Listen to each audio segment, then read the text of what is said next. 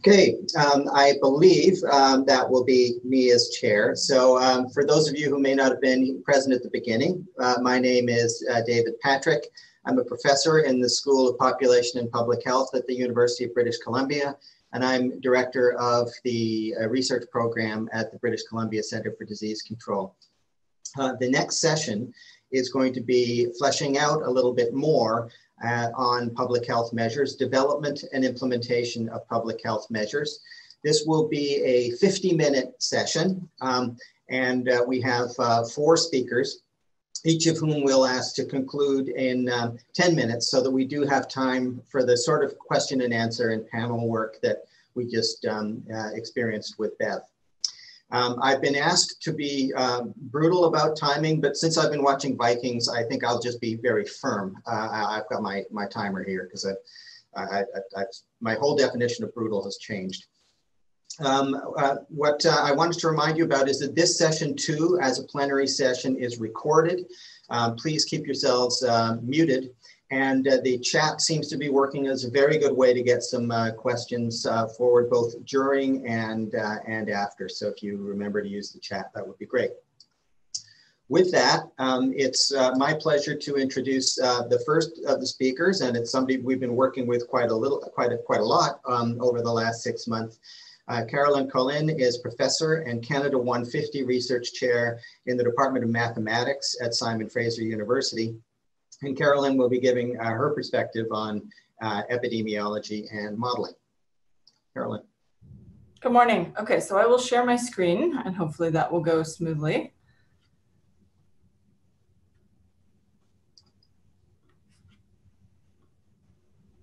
Okay, is that good? Coming through?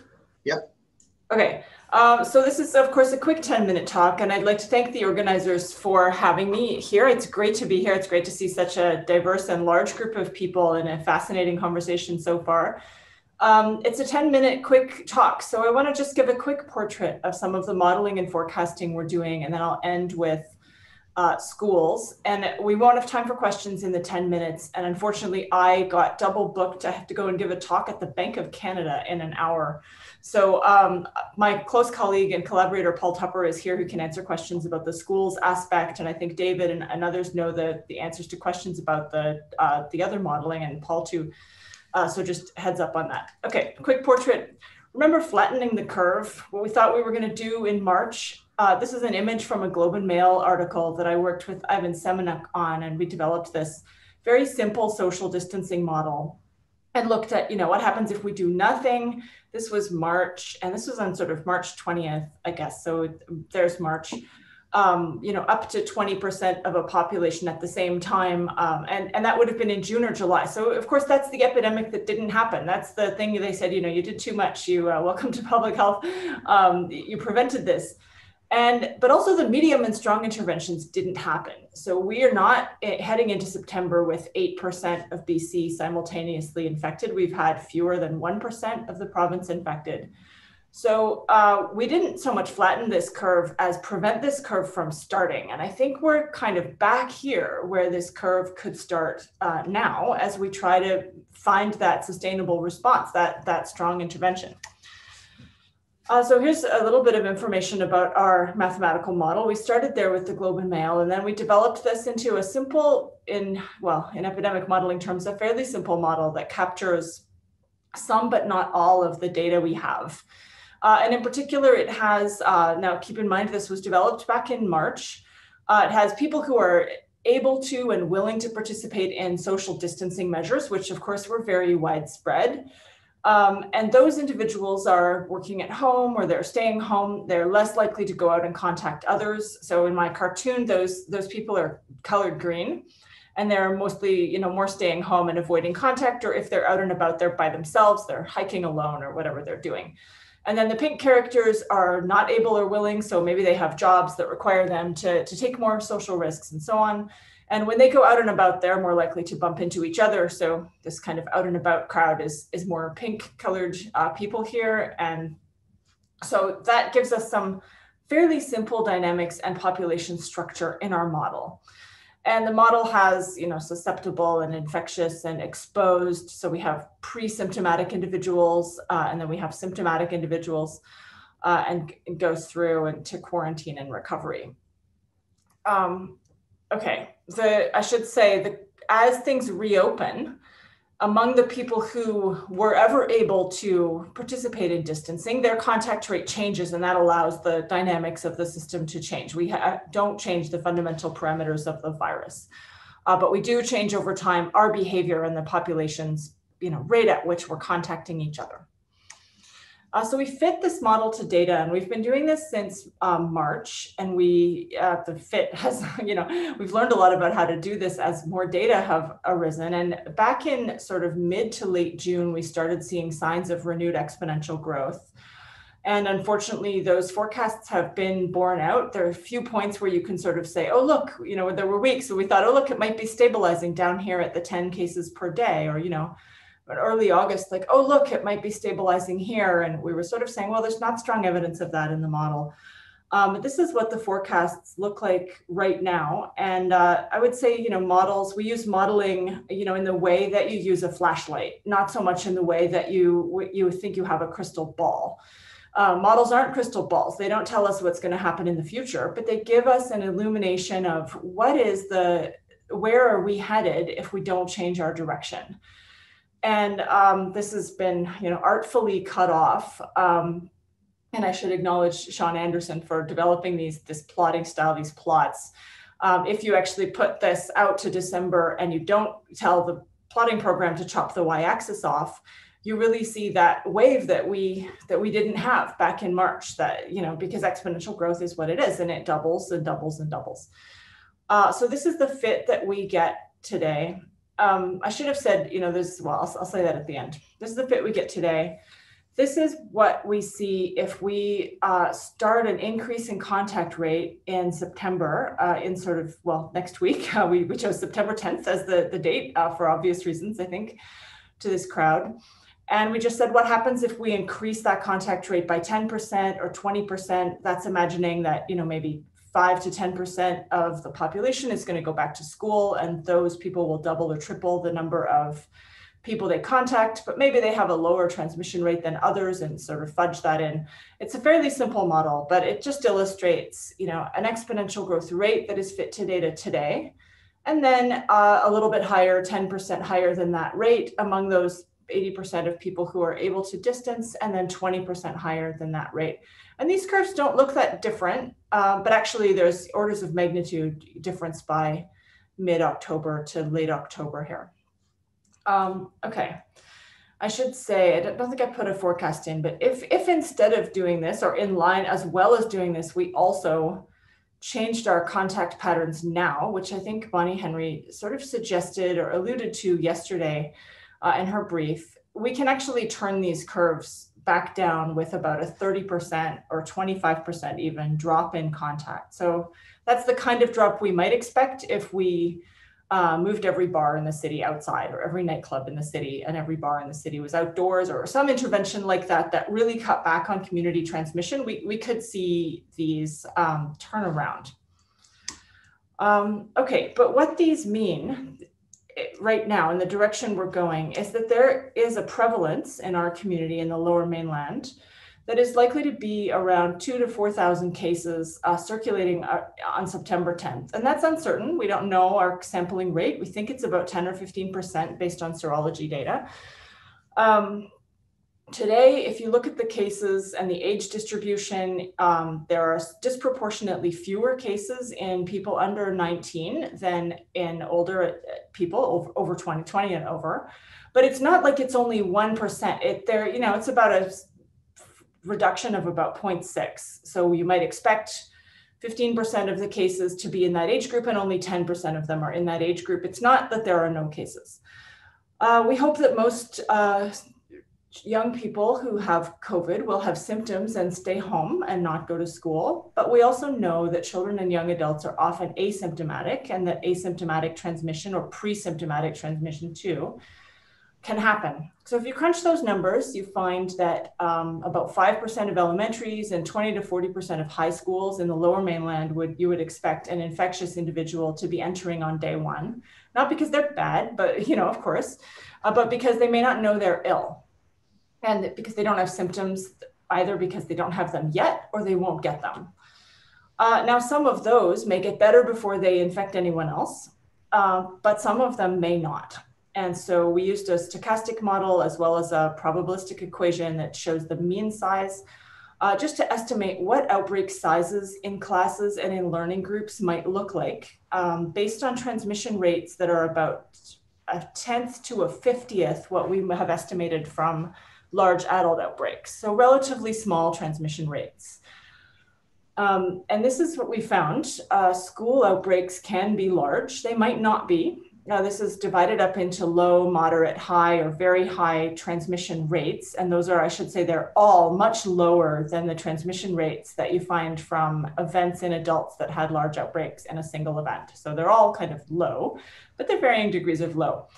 And you can see that we've just split out, this is high schools. So the baseline had 4 classes in a day, each of about 25 people, or a lot of school boards have gone to 2 classes a day and some of them hybrid.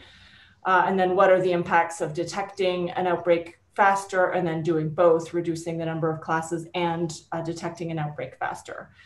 And of course, the easiest thing to do would be if we could make sure that we never had a very high transmission rate, that would be great. But if we do have that, we could see outbreak sizes in a learning group of between 10 and 50 people. And that's pretty high, and that would happen on a fairly short time frame of about a week or 2, if it did happen. And even with fewer classes, that those are still reasonably high. Of course, if transmission is low and can be kept low, then that's much better, but we still have outbreaks that we need to detect and stop from causing onward outbreaks. Carolyn, can you wrap shortly, please? Yep, that's it. I'm done. I want to thank colleagues from BCCDC and Paul, who's here, and the rest of the team. And I should say on this point that I've said some controversial things. The work and the data speak for themselves, I think, but the opinion parts are my own. So full responsibility for those. Thank you. Thank you very much, Carolyn. We regret you've got to go off to your other commitment, but we're going to be very glad to hear your colleague on the call. Yeah, and do contact me if people have other questions, and I'll pop back in later throughout the day. So just send me a message. Okay. As for those of you just dialing in, we're going to take our questions at the end. So the next speaker is Dr. Alice Harani. She's the director of the PHSA Ethics Service. She's also a member of the Strategic Research Advisory Committee. And she's going to talk a little bit about implementing public health measures, which of course are not just an epidemiological question, but an ethical one. So over to you, Alice. Great. Thanks, everyone. Hopefully you can hear me. And thank you also to the organizing committee for asking me here today. So I want to spend a little bit of time today spending kind of some minutes with quite a high level overview of how we might approach the public health response, research, and our practice with an ethics lens, because that's obviously the lens that I bring to the work. Oh, sorry, having trouble moving the slides. Let's see. So, and this has kind of been an interesting shift for many of us in the clinical area who spend most of our time working in hospitals, etc. Not so much a shift for those who work in public health, but we're shifting our focus from the individual, what an individual's needs are, what an individual's preferences are, how we can promote the autonomy of an individual and rights to individual freedoms and liberties, to looking at, okay, well, what are we doing as a community? And really we're shifting to more of a concept of solidarity and looking at what can we do as a community, as a public, as a group, to try and improve the health of our population, to try and prevent the transmission of disease, to try and prevent morbidity and mortality from the pandemic. And this shift in focus impacts every aspect of what we do in terms of how we think of things from a research standpoint. So for example, the discussions we've had already this morning have focused a lot on that coordination of research. And I think that, that this concept of shifting from autonomy to solidarity in research is just as relevant as it is in the clinical realm. So we need that coordination. We need to look at, okay, well, what is our common goal and where are we trying to go? I also want to make note of the importance of the precautionary principle, which is a concept which comes up in ethics, which basically says we cannot wait for all the information to come in sometimes to have to act.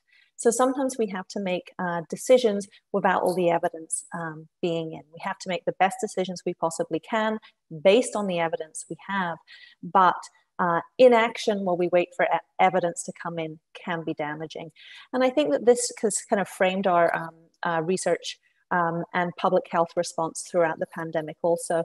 And I think that that is something which is a concept which is fundamental to some of how the ethics approach has been formed during the pandemic. So I mentioned this before, but this coordination and this focus on what are we trying to achieve as a group, as a society, as a research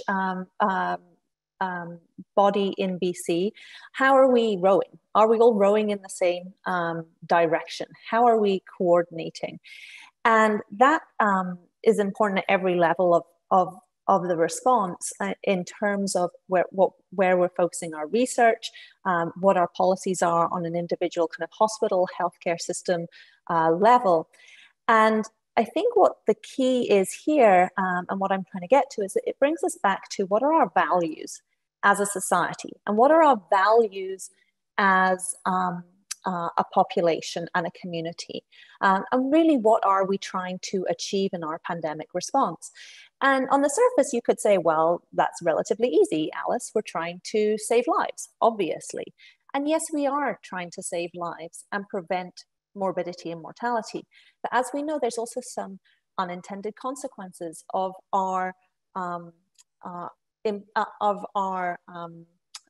implementations and processes which have aimed to save lives. So, if we are solely focused on saving lives, then, you could make an argument for let's shut down society again, kind of no schools, no, restaurant visits, no, nothing like that.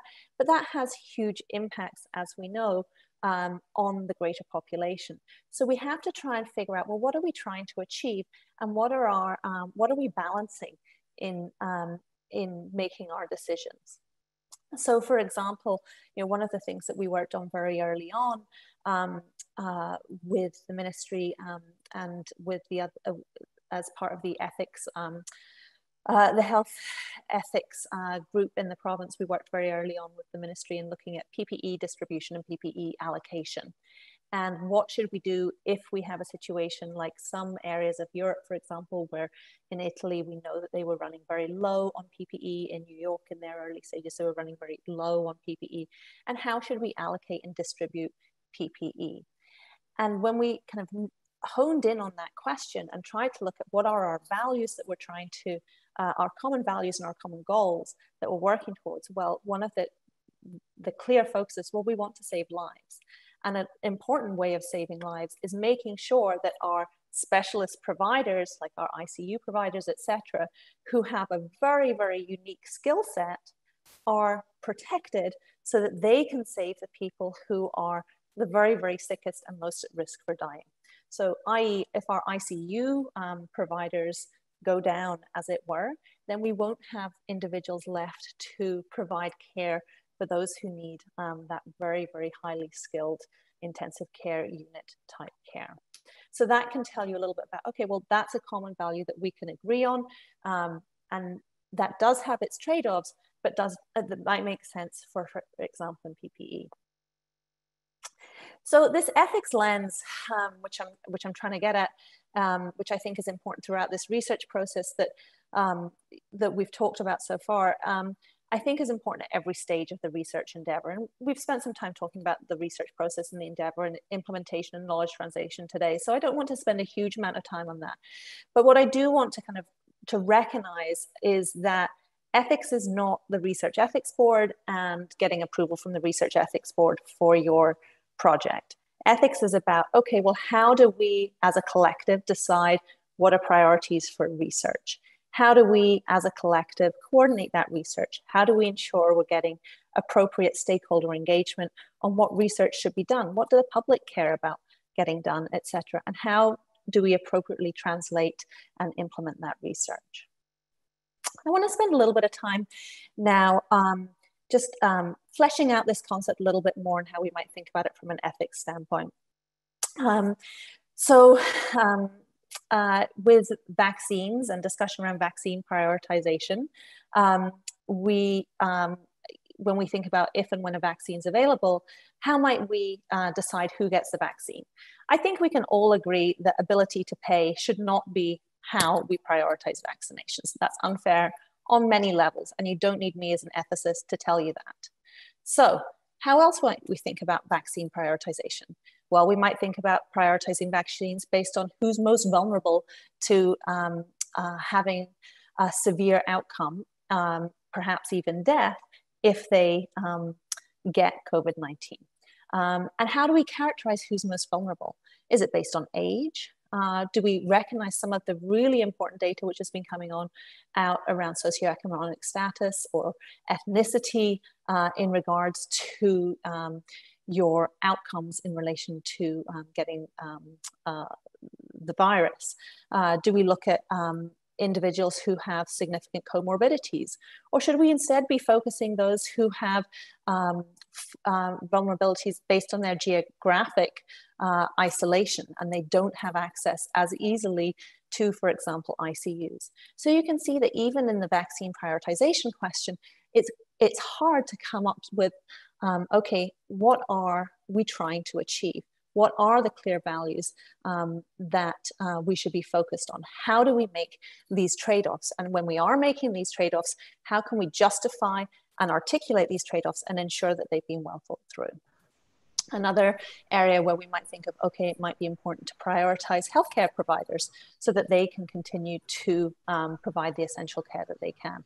I'm just trying to, I'm not giving you an answer here, but I'm just trying to kind of say, these questions are highly complex and they require a lens which I think allows us to try and focus on what are our values as a society, what are viewpoints are we missing, what stakeholders haven't we engaged, how can we take an equity lens to this whole discussion and recognize that there are those in our society who have faced systemic and structural inequities. David, are you telling me I need to wrap up? You've got about 30 seconds. Okay, so the road ahead, there's mountains ahead of us and we can face those mountains. I think taking a systematic framework approach, looking at our questions and issues, the stakeholders, the values we're trying to uphold can really help us work through these issues in a justifiable manner. So that's a very high level overview and I'll wrap up now, but happy to have some questions and discussion. Thank you, Dr. Virani. We'll be taking questions on this session at the end for a bit of a panel discussion. So, oh, there goes my timer. So you beat it. Here. Okay, next up is Cynthia Jardine, who is a Tier 1 Canada Research Chair in Health and Community Health Sciences at the University of the Fraser Valley. Cynthia is going to be talking about developing readiness strategy guidance for travelers visiting friends and relatives, which is a topic dear to us, those who have not seen our friends and relatives in some time. So over to you, Cindy. You're muted. Thank you very much, David. And I'd like to add my thanks to the organizers for doing such a stellar job of putting this together so very quickly. I'm having the same problem with getting my screen to advance. There we go. Before I start, I'd like to thank my amazing research team on this, Dr. Michelle Dridger at the University of Manitoba, Dr. Anita Haywood, who's done some of the seminal research on this, who's from University of New South Wales in Australia, Martha Dow and Satwinder Bains from the University of the Fraser Valley, Chuck Huey from the University of Ottawa, and Leslie Gray from Otago University in New Zealand. The rationale behind our study, which was one of those that was funded in the first CIHR rapid response round in February, was that communication and community engagement are critical to disease control. And indeed, a report came out from the World Health Organization very early in the pandemic that emphasized those two components of a response. We also know that travel is a major global pathway for the spread of infectious disease, hence current travel restrictions that exist even now.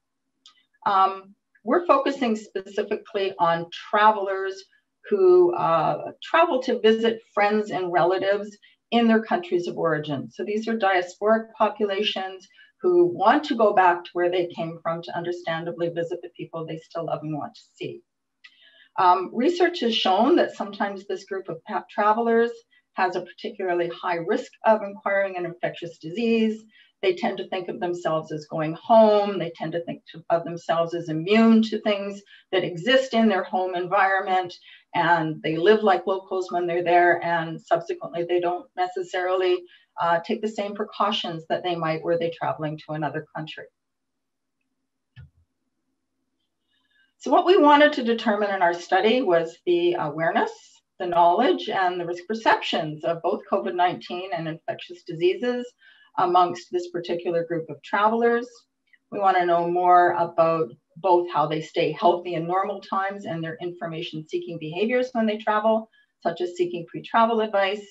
And we also wanted to know what the knowledge, experience, and needs are of the family physicians and other health providers who ostensibly provide this kind of pre-travel advice to these particular groups of travelers.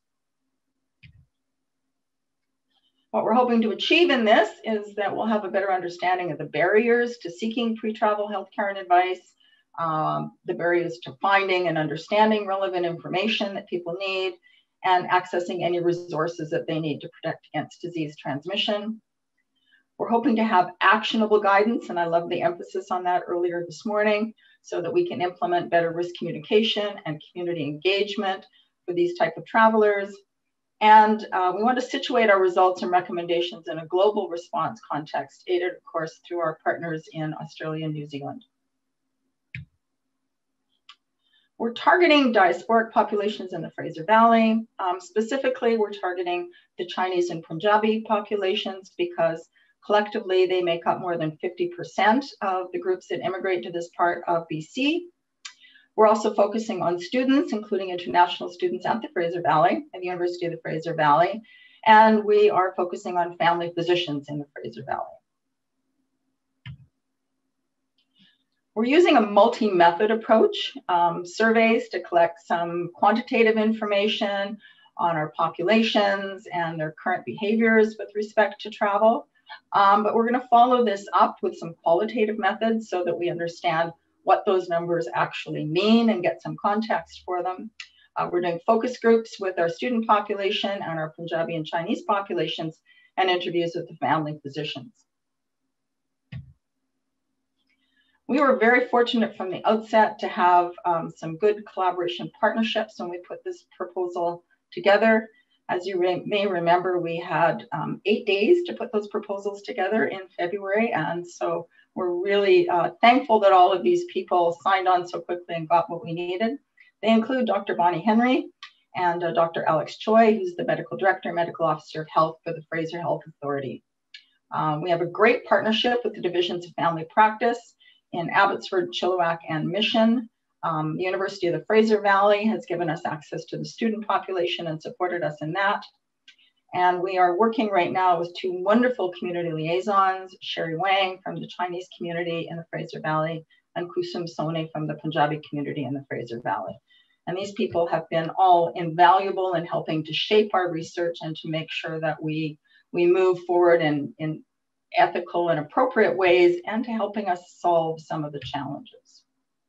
So I wanted to go quickly through some of the challenges we found. I'm sure we're not alone.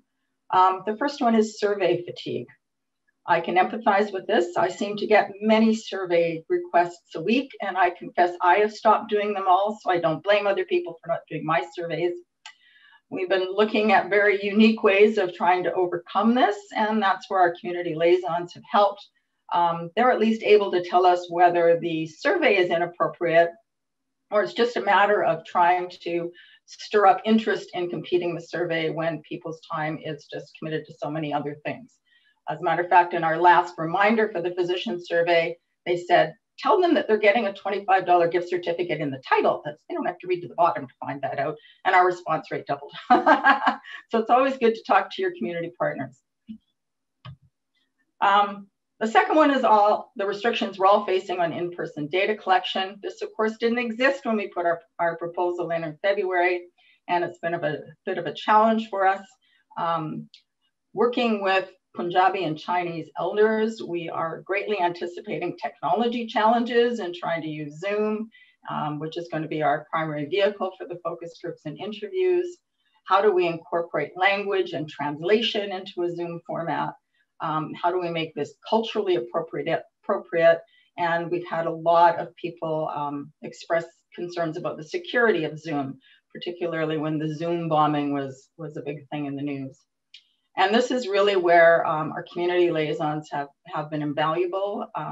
We've decided that for our community focus groups, they're going to be done in 2 sessions. So the first one will just be the informed consent, but we're also going to get people sort of accustomed to using Zoom. And then the focus group itself will be in a second session. We're hoping that that works better.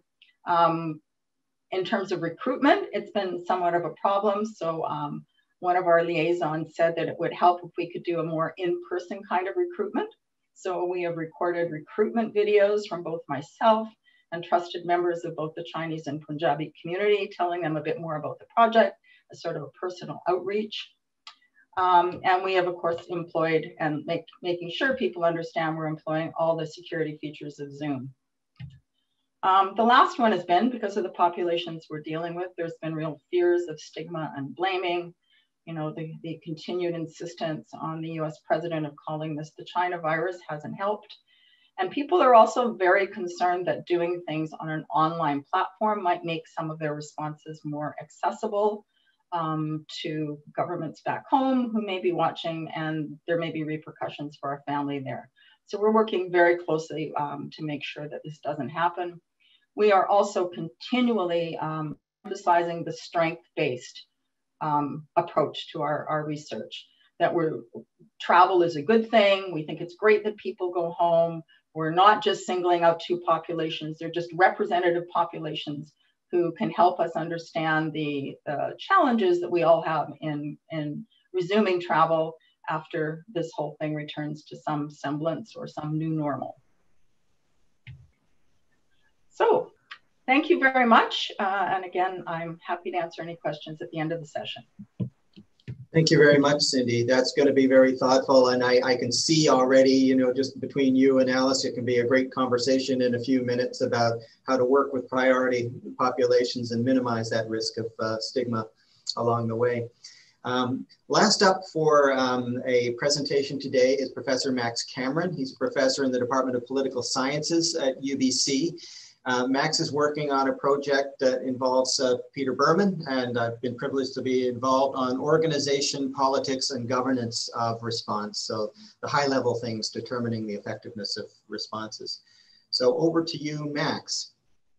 Great. Well, thank you very much, David. It's really a pleasure to be part of this conversation. As you said, it's been a real joy to work with you and Peter Berman and other colleagues of the School of Population and Public Health at UBC on a sort of larger project on institutional, organizational, governance, and political factors that shape the policy response to COVID-19. And our basic intuition is that these factors can help us to understand why countries have responded the way that they have, both in terms of interventions and ultimately perhaps outcomes.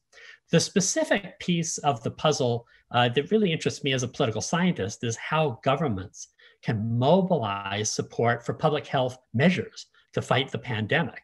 And of course, in democratic countries, governments have to command the broad support of the public. And securing voluntary compliance with public health measures, I think, is an especially elusive goal in an era of distrust toward experts and authority.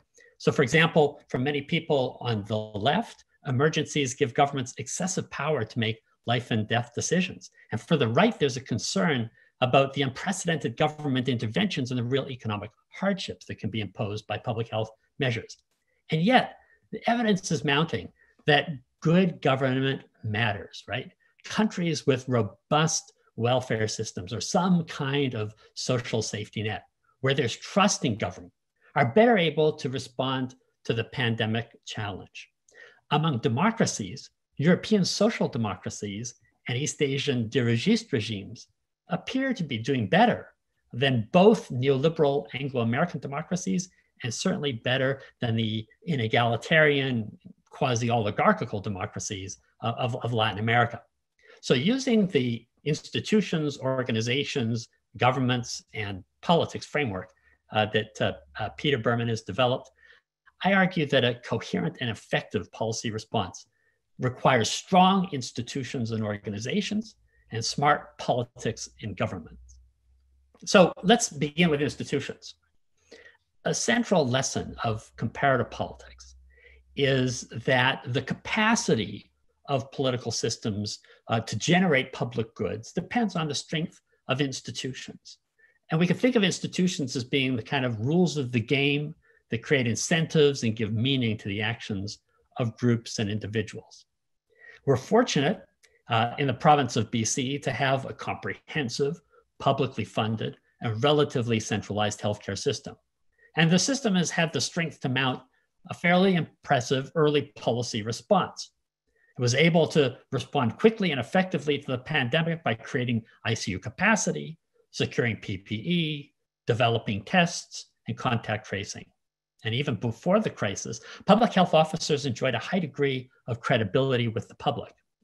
But the impressive strengths of the healthcare system could have been lost without good leadership. And that brings me to politics and governance.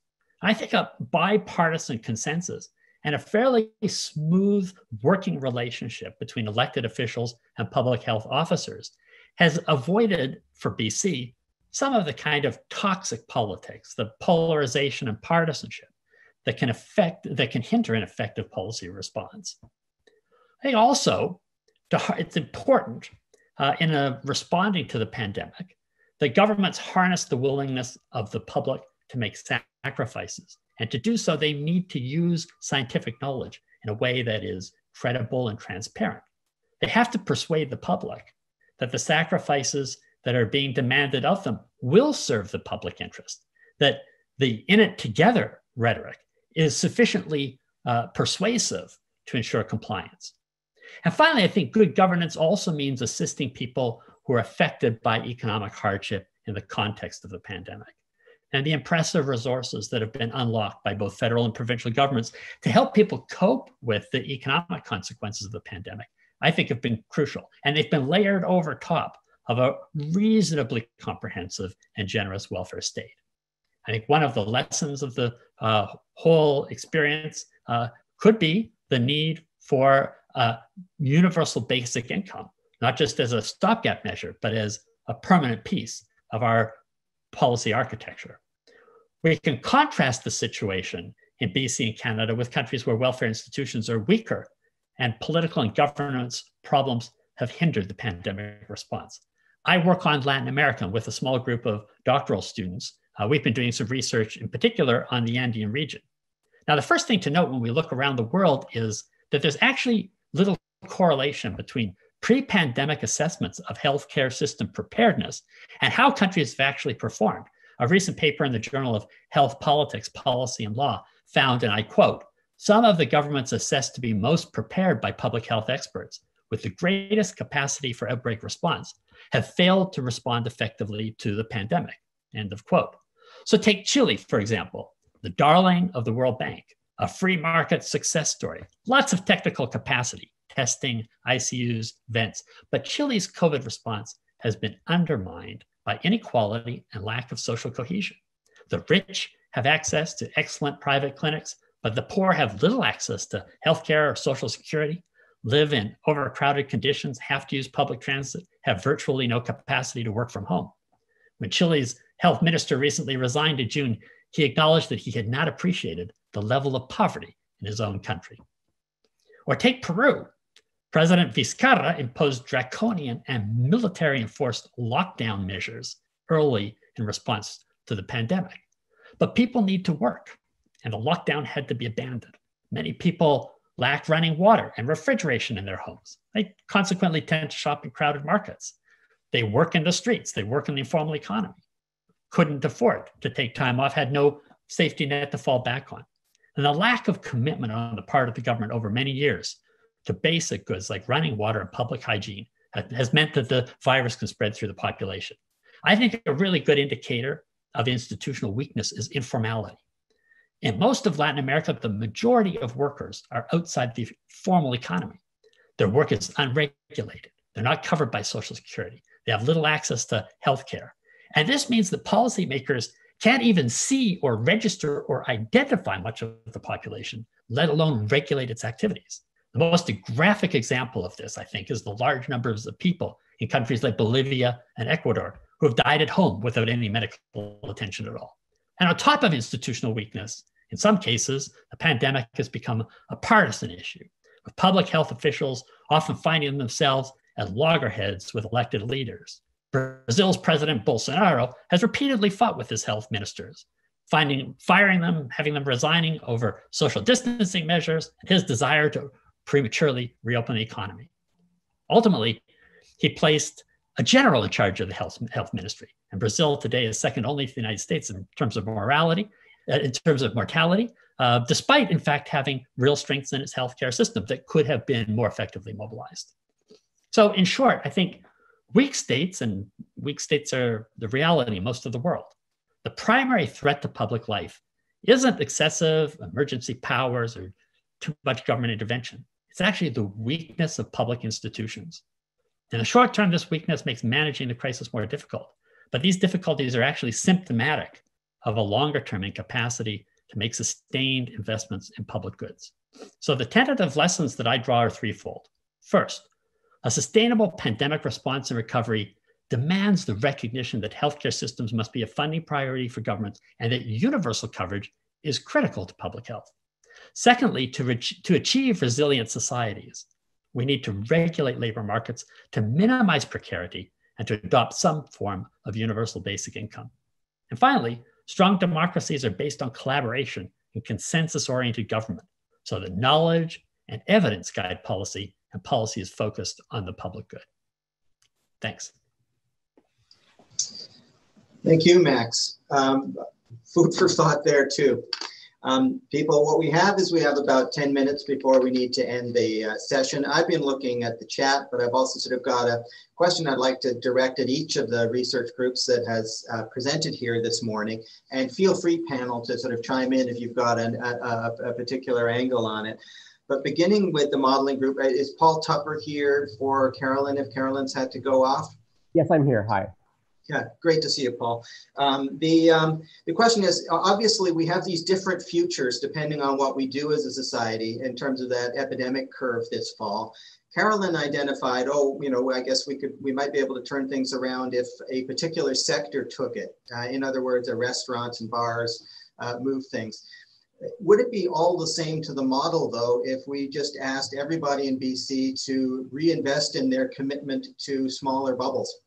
And given that the epidemiology is suggesting that restaurants and bars are not where everybody's getting it, it's mattered for a while, but we're seeing people get infected in the home, in the workplace, in healthcare settings, etc. Yeah, so the way that we're looking at it is that we have a certain amount of budget about how open we can be. And we're spending some of that budget on our own personal commitments, and we're also spending it on bars and restaurants. And we're going to spend probably a certain amount of it on reopening schools.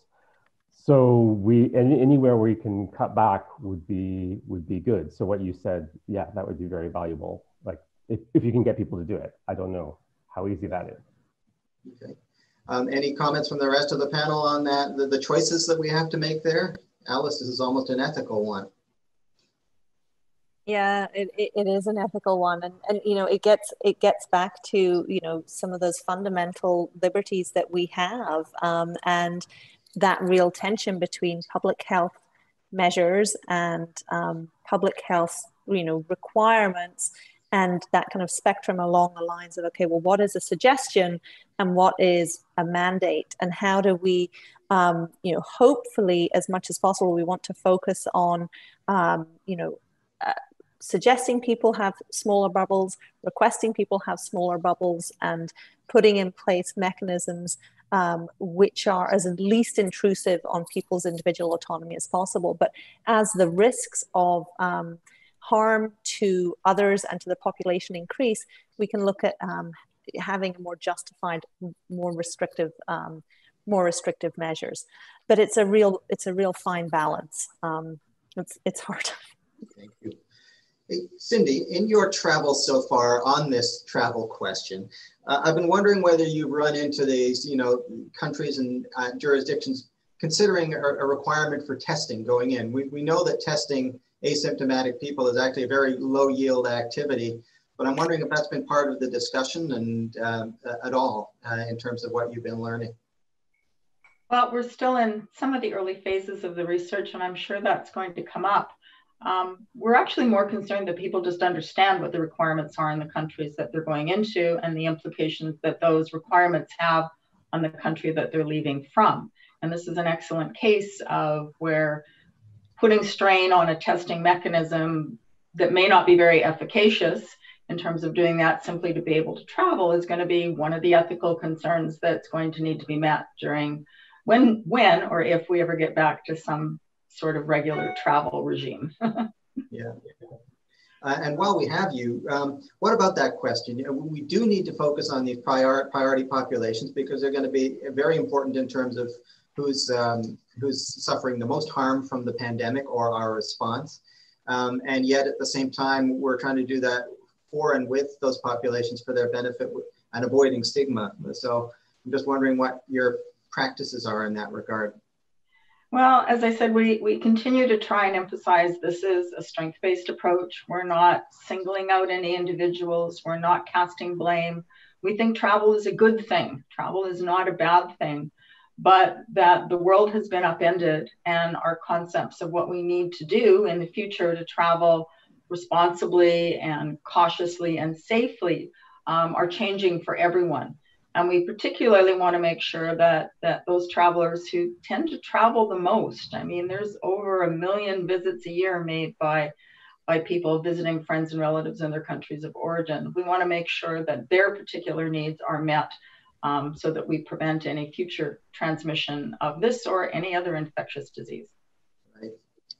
So Max, what about the KT? You're beginning to come up with some interesting conclusions, and obviously if we continue this work, it may come. You're saying, social democracies with universal coverage have done a little bit better, and where there's trust between the public health science and government, we do well. But what's the knowledge translation from there? What can we as academics actually do to put that learning into action? Well, that's a really great question. And I've been giving a lot of thought to this myself. And I guess where I tend to come down, but this is a very personal thing, is I think that there is a kind of an unprecedented opportunity that we have today to make a strong case for the value of social democracy. And I don't mean that in partisan terms. I mean, just simply having a system that has a capacity to ensure that everybody contributes and everybody benefits. And to that end, I think we can learn from this pandemic about the value of public services, about the value of investments in healthcare and other public goods. And perhaps as we think about, to your point about the sustainability of this process, how do we undertake a recovery where we actually learn from the lessons about building more resilient societies, about ensuring that we address precarity, about giving people the security that they need to be able to make healthy choices, and perhaps in the context of the looming greater threat of the climate crisis. We're going to need those lessons as we confront what are likely to be not only future pandemics and other kinds of crises of this sort, but a larger problem of dealing with the extraordinary disruption that the climate crisis is going to cause for us. Indeed, the broader perspective. Thank you for that. I'm getting a little bit of a warning that we'll need to wrap soon because people will go to other rooms, but there's just one other question, if you don't mind, Alice, that I'd like to put. You mentioned the precautionary principle, and sometimes you can't wait for all the evidence before you act. Obviously, working within a research environment, does that imply a moral obligation to research what you're doing? I'm thinking about the hydroxychloroquine responses early on in this pandemic, for example, but what's the connection between precautionary principle and our further obligations? Yeah, I mean, I think what we're trying to say is we always have to use the evidence and the evidence we have, and we have to be dynamic, right? The precautionary principle doesn't say, okay, well, we don't have enough evidence, but we have to make a decision, and so we're going to, you know, use X not fully tested drug because it's got some promise, and then we just proceed without relooking and revisiting. So the whole point around the precautionary principle is we can't just wait because inaction can be harmful, but we also have to reevaluate on a regular basis. So when we have that reevaluation, we need to look at, you know, how the evidence has shifted and changed. And when we are acting, of course, we need to make sure that the preliminary evidence that we have is good evidence, you know, and we don't have huge questions about that evidence. So, you know, there's a bit of kind of common sense in there. And, you know, sometimes in ethics, I feel like I kind of joke that I have like a bit of a Captain Obvious cloak. So sometimes it's a bit of a Captain Obvious cloak approach, which is, you know, we need to look at the best available evidence we have. We need to reevaluate over time, and we need to make changes based on that. Yeah. Well, thanks. People, you can join me on the chat if you wish, but please join me in thanking Dr. Colin and Dr. Tupper and Alice Ferrani and Cynthia Jardine and Max Cameron for their participation in this session. And I think we're going to call this one so that those of you going to breakouts can log out and log back in.